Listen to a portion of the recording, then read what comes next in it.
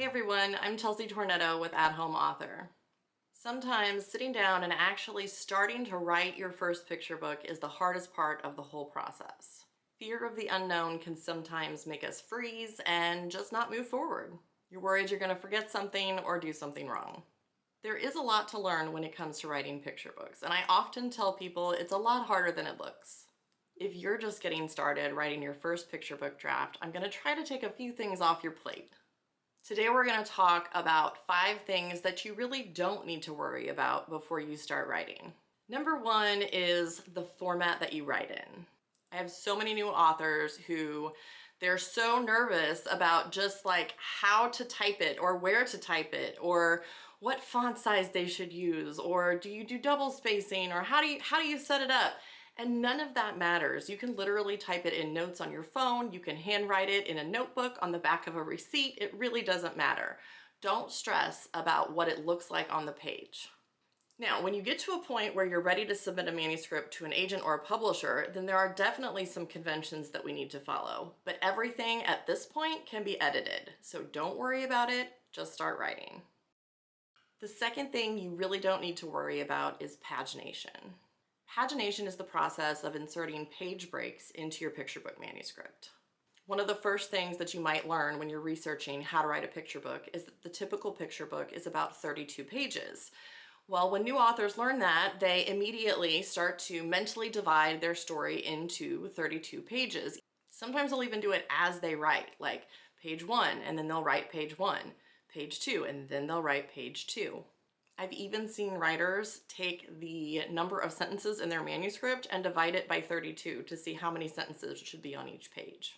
But until you get a full story down, you really can't tell where the page breaks are going to work the best. Page breaks have to be used really carefully in picture books. We can use them to build tension. We can use them to get the reader to be curious. We can use them to pace the story to make things move more quickly or slower. Write a great story first. Worry about pagination later. The third thing that you don't need to worry about before you start writing is illustrations.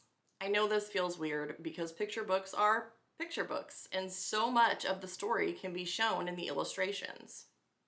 But what a lot of new authors don't anticipate is how much their story will change during editing. The story you think you're going to write can change a lot during developmental editing. And authors who invest in illustrations too soon often end up paying to have them redone when they find out that something in their story needs to change. So go ahead and daydream about what your character will look like, and research illustrators if you want to, but don't start those illustrations just yet. The fourth thing you don't need to worry about is length. If you're one of my former editing clients right now, you're probably a little confused because I'm a little bit of a stickler for keeping picture books as short as possible. Industry standards dictate that picture books be under 1,000 words, sometimes even under 500 words. Basically, the shorter the better. But when you're just starting to write your story, having that word limit in your head can really limit your creativity. So when you're writing that rough draft, you want to forget about word count rules and the overall length of your story and get it all on the page. You can always cut later, and you probably should. And the last thing that you don't need to worry about when you're writing your first picture book is the next book in the series.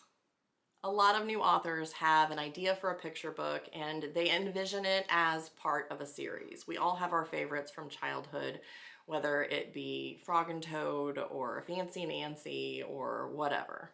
But as fun as it can be to plan a series, we really have to take it one book at a time.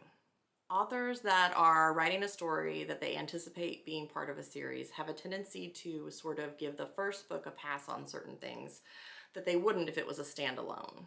So for example, they may spend a bunch of time at the beginning of book 1 introducing characters that really don't have anything to do with book 1. And they'll tell me, well, that character is in book 2, so I want to introduce them.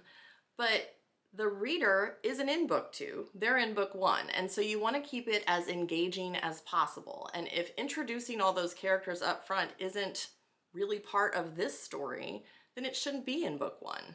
Another thing authors will often do is include some random detail about a character's personality that really isn't relevant to book one.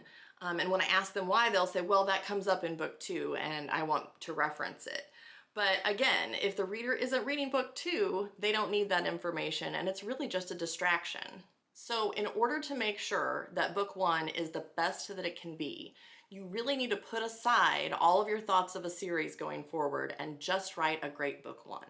I hope this video was helpful. Don't forget to like and subscribe to our channel for more great information about writing and publishing for kids.